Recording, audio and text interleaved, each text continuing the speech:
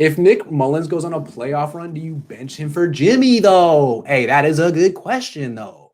Did anyone else go to high school with kids who would end like every other sentence with the word though? I did. Hey, did anyone else go to high school with kids who would end every other sentence with the word though? I did. Those kids were pretty funny, though. Why do they do that? Anyway, Juan. Hey, that's a good question, though. Yeah, if Nick Mullens, he said, okay, all right, hypothetical central. Let's say Nick Mullens beats the 8-3 Rams after beating the playoff bound, let's say he beats the Bills after beating the Rams, 2 playoff teams. Jimmy's not coming back after that. Then you'd have Washington, Dallas, 2 more presumed wins. If Nick Mullens wins 4 in a row, is Jimmy coming back? Do you really go to Jimmy at that point? I don't think you do. I don't think you do. What you do, if Nick Mullens wins the next 3 and Jimmy's healthy, he can be Nick Mullens' backup. I think that's fair. And then if Nick Mullens, who in this hypothetical world 3 weeks from now is on a 4-game winning streak, okay, if that's where we're at, 4-game winning streak, Nick Mullens with healthy Jimmy Garoppolo, you hold the clipboard, you cheer on Nick, and Kyle, if Nick struggles, you can have a quick hook. If you want to play them both, if you want to go to Jimmy Garoppolo during the Cardinals game before it's over because Nick's struggling and you're losing, by all means. But I don't see, it's like, I always go back to baseball. Okay, you can, Jimmy's warming up. He's in the bullpen. You can go to him whenever you want. When's the right time? Are you going to bring him in when the other pitcher is dealing and cruising and just having 1, 2, 3 innings? Why? You can always go to that guy. So it seems to me that it's basically Nick's job until he blows it. Now, so far, he's only won 1 game. We're projecting 3 weeks down the line. But if he does go on a win streak, I don't see why you would bench someone like that, especially for a guy who's been out for a long time. It's not like Jimmy would be rusty at first, right? You throw him into a must-win game. He hasn't played for a while, and the guy who's come in is hot. Hypothetically, doesn't make sense. So, Adrian, 537. Let me get to you. I'm not talking, you guys, are you Republican or Democrat? Man, you guys crazy. I don't want to talk politics. That's not fun. Put Aaron Donald on, I'm a Democrat. I voted for Joe Biden. It's so fun talking politics. I never think about politics. I just think about the Niners 24/7. I'm the most trivial person in the world. Every time I go to my dad's house, he's like, I just started this new book. I'm rereading Elmore Leonard. And he's keep trying to be like, so when are you going to read something? I'm like, Dad, I post 17 videos a day on YouTube and I go live twice. I will read a book when the season's over. I'm really it's so funny. I'm like making all this money and doing really well. And for the first time, it looks like my life's going to work out okay. But my dad would just be a little happier if I could manage to read for an hour a night. It's so funny.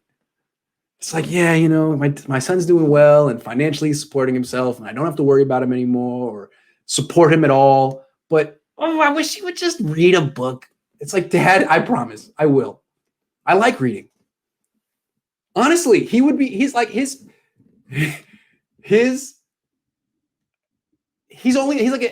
level of proudness in me is like an A-. I swear, I bet if he's on the phone with his kids, no, he's doing great. He's doing really good. I just, honestly, between me and you, I wish he would read a book. I wish he'd read. I gave him.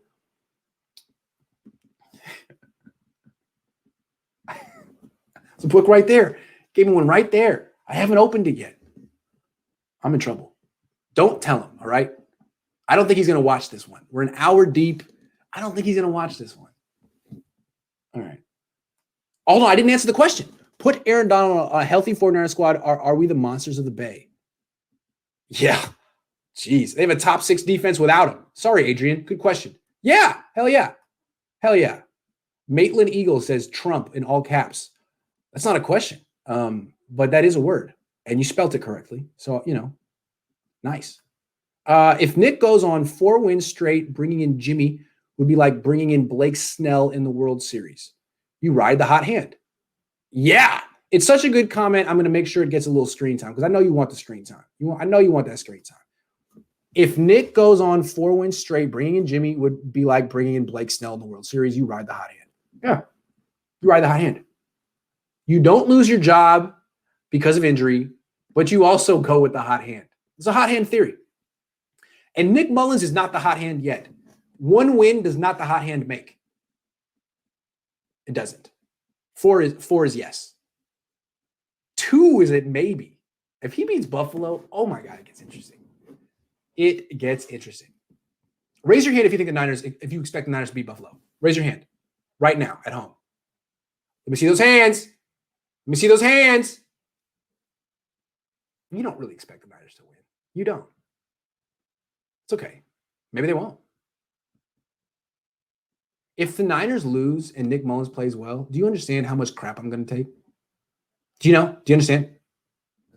Like, I'm almost nervous because of that. Like, the thing about it's like people, there's a lot of people who like me, but there's a lot more people who don't like me, is what I've noticed. A lot of people like me. A lot more don't. And they're like, I'm kind of popular now. And that could change. And then I feel like a lot of people don't really feel the license to like really crap on me the way they used to. But on Sundays, when Ross Dwelly misses a block or Nick Mullens throws an incomplete pass, they let me hear it. And you can tell which people hate me the most because they can't wait to tweet me or text me. It's like first quarter, 5 minutes in, Niners go 3 and out, 8 texts or like 3. See, this is what I told you about Nick Mullens. This is what I told you, and you don't listen. It's like, dude, can you let this kid finish the game? Can you please stop texting me? Because technically, I do this for a living, and this is my job. And this is like final exams for me, and you're blowing me up. This isn't for fun. So I always notice, it's like there's a lot of people who are just ready to pounce. It's like, see, I told you, Nick Mullens stinks. It's like, man, he's 11 for 14. Give him a break. Don't give him a break. Give me a break. I don't want to hear it.